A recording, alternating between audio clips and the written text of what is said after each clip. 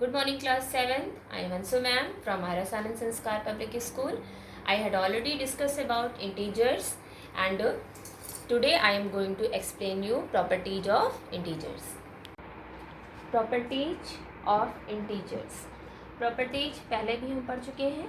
तो first property is closure property. ये सब हमने होल नंबर के टर्म में पढ़ी है. अब हम इसे किस में पढ़ेंगे? इंटीजर्स के टर्म में. क्लोजर प्रॉपर्टी मीन्स क्या होता है? जैसे होल नंबर्स में हमने पढ़ा था, यदि टू, सबसे पहले हम एडिशन के टर्म में इसको पढ़ते हैं. यदि टू होल नंबर्स को हम आपस में ऐड करते थे तो रिजल्ट हमारा क्या आता था? होल नंबर में. तो बिल्कुल उसी तरह हम इंटीजर्स में 4 + 9 ये दोनों हमारे पॉजिटिव इंटीजर हैं. आंसर क्या हुआ हमारा? 13. तो ये इंटीजर है. और -6 + 3 ये दोनों भी हमारे इंटीजर हैं. इनको जब हमने ऐड किया आंसर इज -3. तो ये भी हमारा इंटीजर है. दैट मीन्स क्लोजर प्रॉपर्टी हमारी एडिशन के लिए परफेक्ट है. एंड सेकेंड मल्टीप्लिकेशन के लिए 4 × 9, 4 भी हमारा इंटीजर है एंड 9 भी हमारा इंटीजर है. आंसर हमारा क्या आया? 36. दैट मीन्स ये भी हमारा इंटीजर. मतलब यदि हम दो इंटीजर को आपस में मल्टीप्लाई करते हैं तो प्रोडक्ट भी हमारा इंटीजर ही होगा. Like that -6 × 3 result is -18. ये दोनों हमारे इंटीजर्स हैं. एक निगेटिव इंटीजर है, एक पॉजिटिव है. आंसर हमारा क्या आया? Negative integer. यानी कि क्लोजर प्रॉपर्टी हमारी मल्टीप्लिकेशन के लिए भी परफेक्ट है. सब्ट्रैक्शन के लिए भी देखते हैं हम. 4 - 9 आंसर इज -5 क्योंकि 9 हमारा बड़ा है, उसके साथ साइन हमारा निगेटिव है. यानी कि एक पॉजिटिव और एक निगेटिव इंटीजर था तो आंसर हमारा निगेटिव में आया. तो ये भी हमारा इंटीजर ही है. -6 - 9 दोनों हमारे निगेटिव इंटीजर हैं. इनको जब हमने किया तो माइनस माइनस प्लस, और ये दोनों नंबर तो हमारे जुड़े लेकिन साइन हमारा क्या हुआ? निगेटिव. दैट मीन्स ये दोनों हमारे इंटीजर्स थे तो आंसर भी हमारा इंटीजर में ही आया. अब हम डिवीजन के टर्म में क्लोजर प्रॉपर्टी को देखते हैं. -7 इज डिवाइडेड बाई 3. आंसर हमारा क्या है? -7/3. ये हमारा किसके अकॉर्डिंग आया? इंटीजर के रूल के अकॉर्डिंग आया. लेकिन क्या ये हमारा इंटीजर है? नहीं. 2 इज डिवाइडेड बाई -5. आंसर तभी हमारा क्या है? -2/5. ये भी हमारा इंटीजर्स के रूल के अकॉर्डिंग आया कि दोनों में से यदि कोई हमारा एक निगेटिव साइन होगा तो क्या हो जाएगा? निगेटिव हो गया. लेकिन ये इंटीजर्स नहीं है. यदि हम एक इंटीजर, दोनों इंटीजर्स को हम डिवाइड कर रहे हैं तो आंसर हमारा इंटीजर में नहीं आ रहा. दैट मीन्स क्लोजर प्रॉपर्टी हमारी डिवीजन के लिए परफेक्ट नहीं है. क्योंकि डिवीजन हमारा एक नेचुरल प्रोसेस है, ऑपरेशन है, जिसमें क्या होता है हमारा C = A = B is divided by C, जिसमें C हमारा कभी भी 0 नहीं होना चाहिए. और यदि हमें B को निकालना है तो हम क्या करते हैं? B = simply A × C. और आंसर हमेशा हमें एक सिंगल आंसर मिलता है. और इसमें क्या आ रहा है? हमारा आंसर सिंगल में नहीं आ रहा है. यदि हमारा क्वेश्चन और रिमाइंडर के भी फॉर्म में आता है तो उसको हम मल्टीप्लाई करके निकाल लेते हैं. तो इसीलिए डिवीजन में क्लोजर प्रॉपर्टी हमारी परफेक्ट नहीं होती है और इसको एक्सटेंड किया गया, मॉडिफिकेशन किया गया डिवीजन के टर्म में, जिसको कि हम रेशनल नंबर में करते हैं. Commutative property. Commutative property as you all know कि यदि हम दो होल नंबर्स को किसी भी ऑर्डर में रख करके ऐड करते हैं या मल्टीप्लाई करते हैं तो आंसर हमेशा हमारा सेम आता है. ये तो हमने होल नंबर के लिए पढ़ा था. अब हम इसे इंटीजर्स के टर्म में पढ़ते हैं. एडिशन में हम सबसे पहले इस प्रॉपर्टी को चेक करते हैं. आपके एक्सरसाइज 1D का मैंने पहला क्वेश्चन लिया हुआ है. 11 + -27 इज इक्वल टू -27 + 11. क्या ये दोनों इक्वल हैं?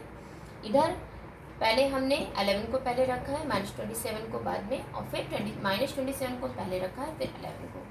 देखिए यदि हमने इसको ऐड किया तो 1 + 1 -7, तो 7 में से 1 माइनस हो जाएगा, 6 आया, और 2 में से 1 माइनस हुआ, 1 आया, -16. इधर भी क्या आया हमारा? -16, क्योंकि साइन इसका बड़ा है. दैट मीन्स कि एडिशन के लिए हमारी ये प्रॉपर्टी ट्रू है. हम दो इंटीजर्स को किसी भी ऑर्डर में रख करके ऐड करें, आंसर हमेशा हमारा इक्वल आएगा. सेकेंड क्वेश्चन भी लेते हैं. 45 + 21, और फिर सेकंड में क्या करते हैं? इक्वल में 21 को पहले रखते हैं और 45 को बाद में, यानी कि ऑर्डर हमने इसका चेंज किया। इसको ऐड किया तो भी 66 आया, इसको ऐड किया तो भी 66 आया। That means commutative property is true for addition. Second, multiplication के लिए हम लेते हैं, ये भी मैंने एक्सरसाइज फर्स्ट का थर्ड क्वेश्चन लिया हुआ है। 8 इंटू 4, यानी इन इंटीजर्स को पहले हमने इस ऑर्डर में रखा, फिर 4 को हमने पहले रखा और 8 को हमने बाद में। 8 4 जा 32, 4 8 जा 32। दैट मीन्स कि मल्टीप्लिकेशन में भी यदि हम ऑर्डर्स को चेंज करते हैं तो प्रोडक्ट हमेशा हमारा सेम आता है। फोर्थ क्वेश्चन भी लेते हैं। 12 इंटू -6 इक्वल -6 इंटू 12। इसमें भी हमने ऑर्डर को चेंज किया। यहाँ भी क्या आया -72 और यहाँ पर भी क्या आया -72। That means commutative property is also true for multiplication. कोई भी ऑर्डर में हम रखेंगे, ऐड करें या मल्टीप्लाई करें, आंसर हमेशा हमारा सेम आता है। लेकिन कम्यूटेटिव प्रॉपर्टी हमारी सब्ट्रैक्शन और डिवीजन के लिए ट्रू नहीं है।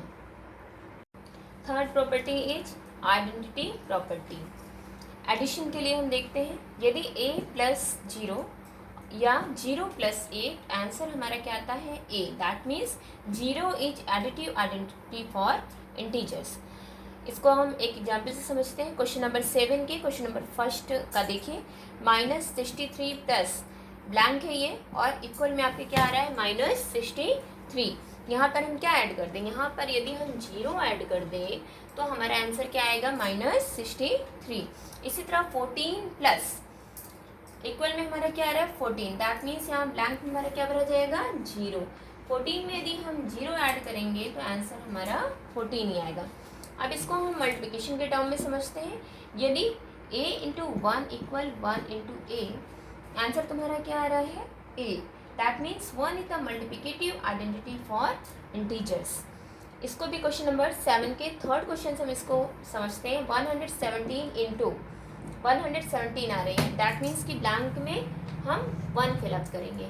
किसी भी नंबर को यदि हम 1 से मल्टीप्लाई करते हैं तो आंसर हमेशा हमारा क्या आता है सेम आता है। इसी तरह से मल्टीप्लाई इंटू 1 729, इस ब्लैंक में हम क्या फिलअप करेंगे 729। Fourth property is associative property. इसको भी सबसे पहले हम एडिशन के टर्म में समझते हैं। एडिशन के टर्म में आपको बताया गया है कि यदि हम 2 से ज़्यादा नंबर्स को, 2 से ज़्यादा होल नंबर्स को हम ऐड करते हैं तो उनको हम किसी भी ग्रुप में करें, नंबर हमेशा, आंसर हमेशा हमारा सेम आता है। ये प्रॉपर्टी आपकी इंटीजर्स में भी ट्रू होती है एडिशन और मल्टीप्लिकेशन के लिए। तो सबसे पहले हम एडिशन के लिए एक एग्जाम्पल लेते हैं। क्वेश्चन नंबर 5 का थर्ड क्वेश्चन देखिए, 64 प्लस -40, इसको हमने ए ग्रुप में किया, प्लस 16 इसको अभी हमने बाहर रखा है, इज इक्वल टू, अब 64 को हमने बाहर किया और -40 और 16 को ए ग्रुप में कर लिया। तो सबसे पहले हम ब्रैकेट को सॉल्व करते हैं। हमने 64 प्लस -40 क्या आया आंसर 24, क्योंकि 64 का साइन हमारा बड़ा है, प्लस 16।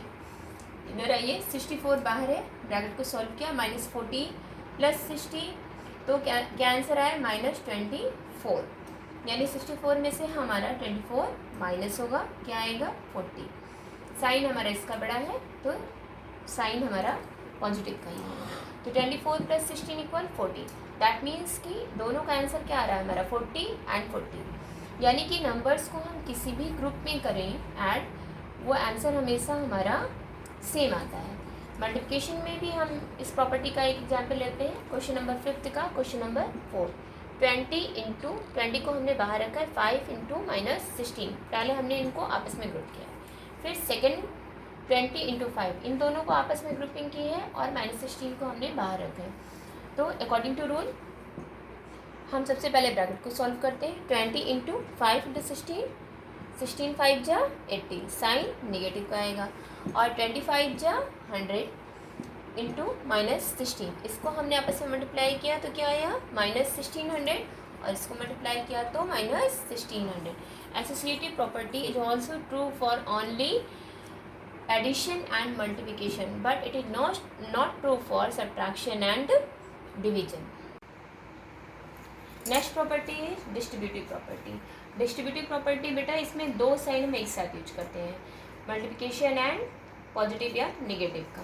आप पहले भी होल नंबर के साथ पढ़ चुके हैं, distributive property of multiplication over addition और distributive property of multiplication over subtraction. तो हम इसे इंटीजर्स के टर्म में पढ़ते हैं। सबसे पहले इसको क्वेश्चन नंबर 5 का ही 5th क्वेश्चन मैं एग्जाम्पल के उसमें ले रही हूँ और आपको समझा रही हूँ। देखिए 18 इंटू 100 प्लस माइनस 5, ये किसके इक्वल है आपका 18 इंटू 100 प्लस 18 इंटू माइनस 5। इसको हमको वेरीफाई करना है। यहाँ पे कौन सी प्रॉपर्टी है हमारी, distributive property of multiplication over addition. यहाँ पे प्लस का साइन है इसलिए, यदि यहाँ पे निगेटिव का साइन होता और हमें इसको सॉल्व करना होता तो ये प्रॉपर्टी क्या होती, distributive property of multiplication over subtraction. Okay, solve करते हैं इसको। सबसे पहले इसको हम क्या करेंगे, यदि हम इसको सिंपली ऐसे सॉल्व करते हैं कि पहले ब्रैकेट सॉल्व किया, 100 में से -5 किया तो क्या है 95, क्योंकि इसका साइन बड़ा है तो पॉजिटिव साइन। और आंसर हमारा क्या आ गया, 18 को 95 से मल्टीप्लाई करेंगे तो 1710।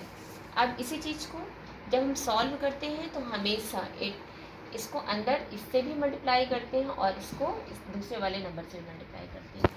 तो यहाँ पे हमने वही किया है, 18 इंटू 100 प्लस 18 इंटू -5। 18 को 100 से मल्टीप्लाई किया 1800 और 18 को -5 से मल्टीप्लाई किया -90।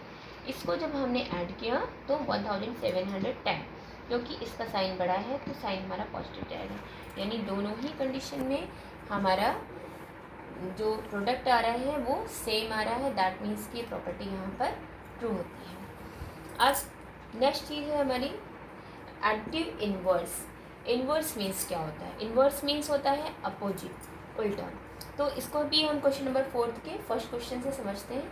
15 का हमको एडिटिव इन्वर्स लिखना है। ये पॉजिटिव साइन के साथ है तो इसका एडिटिव इन्वर्स क्या हो गया, निगेटिव -15। इसी तरह से -23 है तो माइनस का क्या हो जाएगा प्लस, तो ये +23 इसका एडिटिव इन्वर्स हो गया। थर्ड है आपका 4th का 0 का एडिटिव इन्वर्स लिखना है। 0 का एडिटिव इन्वर्स हमेशा 0 ही होता है, क्योंकि 0 is neither positive neither negative integer. Class 7th student, जितना भी मैंने एक्सप्लेन किया आई होप आपको सब कुछ क्लियर हो रहा होगा।